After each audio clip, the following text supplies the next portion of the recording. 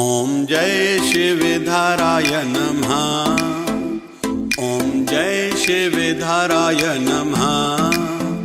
है मंत्र प्यारा प्यारा। ओम जय शिवधाराय नमः। है श्वासों की सरगम। जय जय शिवधारा, जय जय शिवधारा। संसार हो या आध्यात्मिकता हो, जो भी दिखाई देता है वह किसी न किसी की खोज का ही परिणाम है। कुछ भी दिखाई दे रहा है, कुछ भी सुनाई दे रहा है, कुछ भी सुख मिल रहा है संसार को, किसी न किसी की खोज का ही परिणाम है। और हमारे भगवान को तो कुछ इस प्रकार से डिज़ाइन किया है, बनाया है, इससे जो भी काम लो ये उस काम में लग जाता है। दिमाग में आ जाए मुझे मुंबई घूमने जाना है, मोबाइल पर गूगल पर ढूंढो मुंबई में क्या क्या घूमने को मिलता है तो पूरा सामने आ जाएगा। लेकिन हम लोग जब मोबाइल उठाएंगे दिल्ली के लिए गूगल से नहीं पूछेंगे, क्योंकि उसके मन में दिल्ली की भावना ही नहीं है। वैसे ही खोज भी वह करता है जिसके मन में कुछ खोजने की जिज्ञासा है। और आध्यात्मिक जगत में हमारे सद्गुरुदेव भगवान 1008 सद्गुरु स्वामी शिव भजन जी महाराज कहा करते थे, एक होता है जोगी जिन्होंने प्राप्त किया है, दूसरा है जिज्ञासु जिनके अंदर में जिज्ञासा जग चुकी है। और यह रहते हैं एकांत में एक झोपड़ी बना के जल के किनारे पे, जल के किनारे पर झोपड़ी बना के जिज्ञासु और जोगी रहते हैं। और जिज्ञासु के मन में जिज्ञासा रहती है कुछ पाने की, तो खोज का ही परिणाम है। हम लोग योग शास्त्र को देखते हैं, पतंजलि ऋषि की ही ये कृपा है संसार पर, एहसान है। 84 लाख योनियां हैं, हर किसी का पोस्चर, बैठने का अंदाज, घूमने का, चलने का, सोने का अपना है। उस आधार पर उन्होंने 84 लाख आसन बनाए, मुख्य उनमें से 84। तो खोज का भाव था, तभी खोज करी, उस दृष्टि से हर प्राणी को देखा और आसन का नाम दिया। च्यवन ऋषि के मन में आया होगा कि मैं कुछ ऐसा विशेष प्राश बनाऊं, कोई औषधि बनाऊं, च्यवन प्राश बनाए। नाम भी च्यवन था इसलिए च्यवन प्राश नाम पड़ा, और च्यवन प्रकार की औषधियां उसमें डाली तब नाम पड़ा च्यवन प्राश। अभी थोड़ा देर के लिए संसार में चलते हैं, हम लोग फेसबुक देखते हैं, किसी न किसी के मन में खोज का भाव जगा, फिर खोज करी और पाया। और अच्छी बात यह है दिनों बे दिन वो लोग अपडेट करते रहते हैं और अपग्रेड भी करते रहते हैं। समय के अनुसार जो जरूरी है बदलाव वो करते रहते हैं। वैसे ही हम सब के लिए भी है, जो जरूरी बदलाव खुद में लाना है, सोच में और काम करने के तरीके में, वो करना ही समझदारी है। जो नहीं करेगा वो रह जाएगा। हम लोग एक एक फीचर को देखते हैं, फेसबुक हो या चलो इंस्टाग्राम हो, अपना यूट्यूब हो, व्हाट्सएप हो, किसी को भी आप कितने भी संदेश भेजो, फ्री में नेट लगेगा। बहुत लोग तो बहुत सा धंधा इसके आधार पर, व्हाट्सएप के आधार पर कर रहे हैं, फेसबुक के आधार पर कर रहे हैं, यूट्यूब के आधार पर कर रहे हैं। एक ही मोबाइल में फिर टॉर्च भी, कैलकुलेटर भी, और आप वॉइस रिकॉर्ड करो, रिकॉर्डर भी बनाओ, इसको आपकी मर्जी। फिर किसी की पिक्चर देखो, किसी का आवाज़ सुनो, विदेश से लाइव बात करो व्हाट्सएप कॉल पर, लाइव कोई कार्यक्रम चल रहा है फेसबुक, यूट्यूब, इंस्टाग्राम के माध्यम से आप देखो। हमारा शिवधारा का जो भी रोज का सत्संग रहता है डेली का फेसबुक पर लाइव चलता है और फिर अपलोड हो जाता है यूट्यूब पर। तो ये किसी न किसी की खोज का ही परिणाम है। भारत के ऋषि जितने भी थे, थोड़ा आयुर्वेदिक की ओर ध्यान देते हैं, चाहे चरक संहिता हो, वाघभट्ट जी हों, इन्होंने मेहनत करी, खोज करी। खोज क्या करी? सवेरे के भोजन के बाद कभी भी पानी नहीं पीना, जो भी आपने कुछ खाया, नाश्ता करा, लेकिन उसके बाद आप फ्रूट जूस पियो तो चलता है। दोपहर के भोजन के बाद जल नहीं पीना, जल विष बन जाता है। रोटी से कभी भी पहले पानी पीना, जो रोटी से पहले पानी पिए वो है जोगी। जो बीच में पानी पिए, रोटी खाते खाते बीच में पानी पिए, वो भोगी। जो रोटी खाने के एकदम बाद पानी पिए वो है रोगी, वो बीमार हो जाएगा आज नहीं तो कल।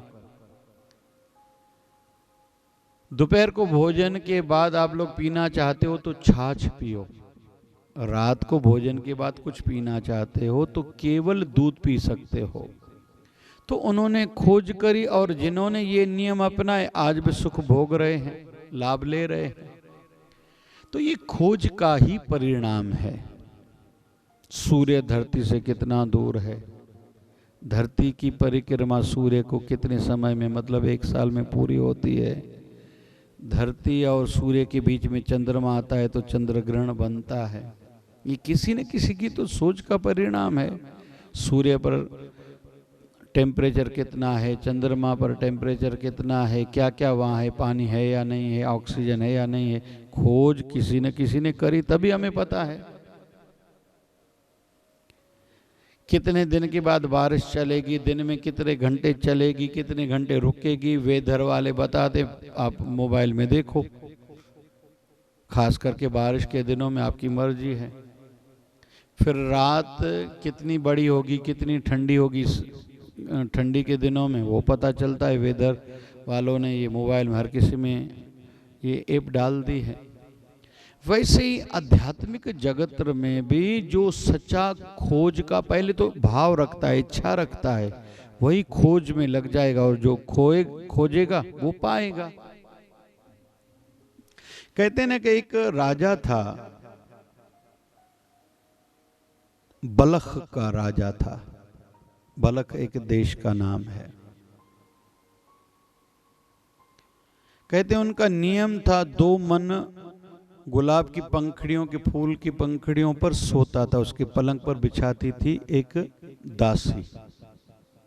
एक दिन दासी सेज सजा रही थी, मन में भाव जगा कि मैं सो जाऊं, मैं भी तो देखूं राजा इतनी अच्छी नींद करता है, और लेट गई तो नींद आ गई। इतने में राजा आया, बुरा लगा, एक नौकरानी होके मेरे पलंग पर सोती है, तो एक डंडा दिया, दे जोर से 3 4 6 उसकी पीठ पर मारे। दासी रोने लगी। थोड़े समय के बाद वही दासी फिर हंसने भी लगी, उठी, क्षमा मांगी। दासी को रोते हुए देखा राजा ने तो कुछ न कहा। जब हंसने लगी तो राजा ने कहा कि पहले तुम रो रही थी, यह तो बात समझ में आई, मैंने पीटा तुम्हें दर्द हो रहा होगा, फिर तुम हंस रही हो, ये बात समझ में नहीं आ रही। दासी ने कहा मैंने गलती करी, आपने पीटा, बात खत्म, मैंने क्षमा भी मांगी। राजा इब्राहिम बिन आदम जिसका नाम है, वो कहता है नहीं मुझे बताओ क्यों, क्या बात हुई? तो वह दासी कहती है मैं रोई तो इसलिए आपने पीटा, दर्द हो रहा था, गलती हुई मुझसे। फिर मैं हंसी इसलिए कि मुझे विचार आया मैं कुछ क्षणों के लिए, कुछ पलों के लिए, मिनटों के लिए सोई तो इतनी मुझ मार पड़ी, मुझे पीटा गया। आप तो रात भर इतने सालों से इस फूल की सेजा पर सोते हो, गुलाब की पंखड़ियों की सेजा पर सोते हो, पता नहीं आपको कितनी पिटाई सहनी पड़ेगी, मार मिलने वाली है आपको। कहते हैं राजा के मन पर इस बातों ने बहुत प्रभाव छोड़ा। राजा शांत हो गया, बेचैनी थी। कहीं तो भी मन में आया ये क्या है और या मुझे क्या करना चाहिए। एक आंध मांद सी, एक बेचैनी सी अंदर में चलने लगी। मन में विचार आया मैं भगवान पालूं। सोया हुआ है, अभी कई दिनों तक ऐसे ही उसकी सोच चल रही है। रात को नींद नहीं आती, पासे पलटता है, नींद नहीं आती। भगवान को पालो। एक दिन आधी रात को आवाज आई। राजा ने पूछा कौन है? छत से आवाज आई। ऊपर से आवाज आई मैं ऊंट वाला हूं। बोले ऊपर क्यों चढ़े हो? बोले मेरा ऊंट गुम हो गया है। बोले छत पर ऊंट कैसे चढ़ेगा? तो वो राजा को ऊंट वाला जवाब देता है जैसे छत पर ऊंट नहीं कोई चढ़ा जाता और नहीं ढूंढना चाहिए, वैसे ही भगवान किसी को घर में पलंग पर सोते सोते मिलता है क्या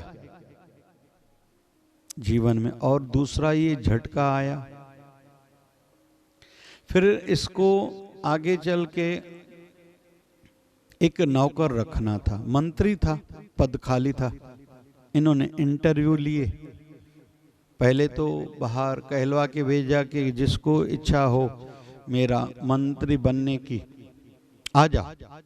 अब इंटरव्यू लेने लगा तो एक ऐसा व्यक्ति आया, पूछा तुम्हारा नाम क्या है? बोले आप जो रखोगे, जिस नाम से बुलाओगे। क्या तनख्वाह लोगे? आप बोले आप जो दोगे। क्या खाओगे? बोले आप जो खिलाओगे। क्या पहनोगे? बोले जो पहनाओगे। क्या काम करोगे? बोले राजा को कहने लगा वो कि आप जो काम लोगे मुझसे। राजा को आश्चर्य लगा, एक व्यक्ति नौकरी के लिए इतना समर्पित। पूछने लगा आप क्यों ऐसे बोल रहे हो? बोले मैं नौकर हूं। नौकर का कोई नाम रहता है, मालिक जो रखे जिस नाम से बोला। आपने कहा क्या लोगे? मैंने कहा आप जितना दोगे। मालिक को आपकी मर्जी में जिसके योग्य होऊंगा, लायक होऊंगा, आप मुझे दोगे ही। तीसरा आपने कहा क्या खाओगे? नौकर की कोई मांग रहती है, नौकर को जो मिले वो खाना चाहिए उसको। इनके मन में भी आया, राजा के मन में तीसरा झटका आया कि संसारी नौकरी प्राप्त करने के लिए इतना समर्पित, मैं तो भगवान को पाना चाहता हूँ। मेरी इतनी डिमांड्स हैं, मन की इतनी इच्छाएं, कामनाएं हैं, मुझे ये चाहिए, ऐसे चाहिए, वैसा चाहिए, ये खाने में चाहिए, ये सोने के लिए व्यवस्था चाहिए, नहाने के लिए ये व्यवस्था चाहिए, खाने के लिए ये व्यवस्था चाहिए। समर्पित तो सच्चाई ये इसने मुझे सिखाया है। फिर कहते हैं आध्यात्मिकता की खोज मन में बढ़ी। किसी से पूछा कि आध्यात्मिकता की जो मेरे अंदर में जिज्ञासा है, तड़प है, ये प्यास कहाँ बुझ सकती है? तो किसी ने कहा कि उनको कि ये तो ब्रह्म ज्ञानी संतों के श्री चरणों में बैठने से बुझ सकती है। बोले कहाँ? बोले भारत आपको जाना पड़ेगा, वहाँ साधु संत ऐसे रहते हैं। और कहते हैं राजा फिर ढूंढता ढूंढता भारत आया है, काशी आया है। वहाँ संत कबीर का नाम सुना। एक मान्यता यह है कि संत कबीर के शिष्य बने थे। कुछ लोग ऐसा भी बोलते हैं, शायद ये पूरी तौर पर सत्य नहीं है। तो जैसे हमने सुना है तो कहते हैं कि संत कबीर के पास आए कि आशीर्वाद दो, मुझे दीक्षा दो, नाम दान दो, अभी प्रभु प्राप्ति मुझे करनी है, उस खोज में आया हूं। माई लोई साथ में बैठे हैं। संत कबीर को कहती है बड़ी बात है, राजा था, सब छोड़ के आया है प्रभु प्राप्ति की खोज में, आध्यात्मिकता की खोज में। आप इस पर कृपा कीजिए, नामदान दीजिए, ये लग जाए और प्रभु प्राप्ति कर ले। संत कबीर ने कहा नहीं माई लोई, अभी इसमें देरी है। माई लोई कहती कैसे? इसकी तड़प तो देखो, जिज्ञासा देखो। और खोजता खोजता कहाँ से बलख देश से यहाँ आया है भारत, फिर काशी, फिर आपके श्री चरणों में पहुँचा है। संत कबीर कहते नहीं देरी है। माँ लोई कैसे कहती कैसी देरी है? बोले दिखाऊं या बताऊं? बोले भले दिखाओ। इसको किसी सेवा के लिए भेजा। दूसरे किसी व्यक्ति को कहा ये जब आए हमारे गली में तो छत से थोड़ा पानी की छींटे फेंकना, इसके ऊपर पड़ने चाहिए। जैसे इनके शरीर पर छींटे पड़े, उस राजा के शरीर पर जब लौट रहा था, ऊपर आंख करके कहता है कि तुम्हें पता नहीं मैं कौन हूं? मैं एक राजा हूं। अभी राजा ही छोड़ी है तो क्या मैं राजा वाली बात तो मुझ में है। सामने आता था या पहले मुझसे कभी मिलता था तो तेरा सिर धड़ से अलग करता था। संत कबीर यह सब माई लोई को दृश्य छुपा के दिखा रहे थे। कहा कि अंदर तड़प तो है, लेकिन इसके मन में अभी तक वो बात है कि ये राजा बना है। समय बीतने लगा, इसकी तड़प को देख के मां लोई कहती है संत कबीर को अभी कृपा कीजिए। बोले नहीं अभी और देरी है। बोले कैसे देरी? इसकी तड़प तो देखो, जिज्ञासा तो देखो। संत कबीर फिर से कहते माई लोई को कि हे देवी दिखाऊं या सुनाऊं? बोले दिखाओ। फिर वो बाहर गया। जब लौट रहा था, संत कबीर ने एक शिष्य को कहा कि ऊपर से इसके ऊपर थोड़ा किचरा डाल दो। किचरा डाला, इसके ऊपर पड़ा तो थोड़ा केवल ऊपर देखा, कहा कुछ नहीं। संत कबीर ने कहा पहले से फायदा है, अभी अंदर में बदलाव आया है। जिस खोज से ये घर से निकला था उस ओर बढ़ रहा है, लेकिन अभी देरी है। समय बीतने लगा। कुछ समय के बाद मां लोई कहती अभी कृपा कीजिए। संत कबीर कहते अभी और देरी है। फिर संत कबीर ने एक परीक्षा ली। फिर मां लोई ने कहा अभी कृपा कीजिए। बोले हाँ अभी तैयार है। मां लोई कहती है अभी कैसे तैयार है? बोले दिखाऊं या बताऊं? बोले दिखाओ। संत कबीर ने फिर किसी कार्य के लिए उसको भेजा। वह जब राजा लौट रहा था तो एक व्यक्ति को कहा कि जो सामने आग जल रही थी ना, कोयले जो शांत हो गए, ठंडे हो गए, वो राख सहित ऊपर से इसके ऊपर डालो। जैसे राजा वापस आया उसके ऊपर डाला गया छत से, तो राजा ऊपर हाथ करके हाथ जोड़ के कहता है कि ये बुझे हुए कोयले क्यों मुझ पर डाल रहे हो? मैं तो नालायक हूँ। इतना समय हुआ है फिर भी मेरे गुरुवर की मुझ पर कृपा नहीं हो रही है। शायद मुझ में ही कमी होगी। मुझे जलते हुए अंगारों से ही जलाओ तुम। मैं नालायक हूँ, योग्य नहीं हूँ। मां लोई और संत कबीर ये देख रहे हैं। संत कबीर ने कहा आ जाओ भैया। गले लगाया, दीक्षा दी, अपना बना लिया सदा के लिए।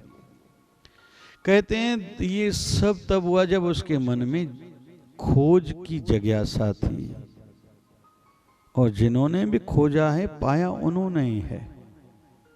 इसी राजा के लिए आगे चल के कथा कहती है कि एक बार काशी में गंगा किनारे पर इसके कपड़े फट गए थे, सुई से सी रहे थे। वहां से एक घोड़ेसवार गुजरा, देख के रुक गया। राजा उस वैसे फकीर बन चुका है, अभी तो साधु बन चुका है, परमात्मा के राह का राही बन चुका है, भिक्षु है। वो रुक गया, देख के कहने लगा कि आप हमारे देश के राजा हो ना, इब्राहिम बिन आदम बलख के। ये अपनी सुई से सी रहे थे। बोले हाँ। फिर बोले आपको पूरा देश ढूंढ रहा है, आप कहाँ भारत आए हो? कैसे काशी में आप पधारे हो? कैसा खुद को हाल कर दे हो लिया? तो देखो आप अपना कितना नहीं नुकसान खुद का कर दिया। इब्राहिम बिन आदम कहते हैं तुम कैसे कह सकते हो मैंने खुद का नुकसान किया है? मैंने तो बहुत कुछ पाया है, यहां से, भारत से, अपने गुरुदेव से, इस काशी नगरी से। बोले क्या पाया है? वहां राजा थे, अभी शरीर मैला, दाढ़ी मैली, कपड़े मैले, फटे हुए, खुद सी रहे हो सुई से, इतना अभावग्रस्त जीवन। उसने कहा नहीं भैया, मैंने गंवाया तुच्छ है, पाया बहुत कुछ है। तो वो सैनिक कहते पाया बहुत कुछ है, गंवाया तुच्छ है, ये कोई बात तो नहीं। वहां तो आप राजा थे, सोना था, हीरा जवाहर थे, इतनी जायदाद थी, पता नहीं इतनी सेना थी। इब्राहिम बिन आदम कहता है नहीं भैया, मैंने पाया बहुत कुछ है, दिखाऊं? बोले हाँ। तो राजा ने वो धागे से सुई निकाल के गंगा मैया में फेंक दी और फिर निवेदन करा, हे गंगा मैया मेरी सुई मुझे वापस कर दो। तो एक मछली मुंह में सुई लेके ऐसे सामने आके खड़ी कर हो गई, मतलब आप सुई ले लो, और इन्होंने सुई ली। उस सैनिक को कहने लगा कि पहले मनुष्यों पर मेरा राज चलता था, अभी देखो प्रकृति भी मेरी सेवा में है, केवल गंगा मैया को मैंने निवेदन करा, मेरी सुई मुझे वापस मिल गई। अभी तुम बताओ, प्राप्त मैंने बहुत कुछ करा है, गंवाया तो तुच्छ है। तो यह सब उनके जीवन में प्राप्ति तब हुई जब उनके जीवन में पहले खोज थी। हम भी जीवन में खोज को बढ़ाएं। पहले तो जिज्ञासा हो, मैं कुछ पालूं, फिर खोज मन में जगेगी, और उस दिशा में जब आगे बढ़ेंगे, चाहे संसार हो चाहे आध्यात्मिकता हो, बहुत कुछ प्राप्त किया जा सकता है। बहुत लोग केवल सोचते रहते हैं, कहते रहते हैं, करते नहीं हैं। बस ज़रूरत है करने की, और प्राप्त बस हो ही जाएगा। उन्नति होगी, आध्यात्मिक भी संसारिक भी। बस खोज का भाव हो, पहले जिज्ञासा की इच्छा हो, कुछ पाने की इच्छा हो, फिर खोज में लग जाएं और सहजता से पालें। जय जय शिवधारा, जय जय शिवधारा। जय शिवधारा, जय जय शिवधारा। हमारी शिवधारा मिशन फाउंडेशन यह एक आध्यात्मिक एवं सेवाभावी संस्था है, जिसके संस्थापक परम पूज्य संत श्री डॉक्टर संतोष जी महाराज हैं, जो एक कर्मयोगी संत हैं, जिनके माध्यम से व मार्गदर्शन में अनेक प्रकार के सेवा कार्य होते हैं, जैसे सामूहिक जनेऊ पवित्र संस्कार, सामूहिक विवाह, निशुल्क स्वास्थ्य जांच शिविर। 29 नवंबर 2015 से लगातार प्रतिदिन गरीबों में भोजन वितरण, अत्यल्प शुल्कों पर गरीबों के मोतियाबिंदु ऑपरेशन शिवधारा नेत्रालय में किए जाते हैं। इन सभी कार्यों के चलते दिनांक 28 नवंबर 2021 में भव्य जय शिवधारा धाम अमरावती का भूमि पूजन अनेक संतों, महापुरुषों एवं महान विभूतियों की मौजूदगी में हुआ। अब प्रथम चरण में शिवधारा सत्संग हॉल एवं संतों, महापुरुषों व भक्तों के रहने हेतु कमरों का निर्माण कार्य प्रारंभ हो चुका है, जहां सत्संग के माध्यम से हमारा जीवन आध्यात्मिक बने और हमें मन की शांति प्राप्त हो। सभी समाज बंधुओं को शिवधारा मिशन फाउंडेशन संस्था खुले मन से आवाहन करती है। आओ हम सभी मिलकर इस पुण्य कार्य में सच्चे भाव से तन मन धन की सेवा करें, जैसे अपने पूर्वजों के नाम से सत्संग हॉल की सेवा या प्रत्येक कमरे की सेवा करवा सकते हैं। शिवधारा मिशन फाउंडेशन ATG मान्य है, जिसमें हमें इनकम टैक्स में छूट प्राप्त होती है। जय शिवधारा, जय जय शिवधारा। ओम जय शिवधाराय नमः, ओम जय शिवधाराय नमः। है मंत्र प्यारा प्यारा, ओम जय शिवधाराय नमः। है श्वासों की सर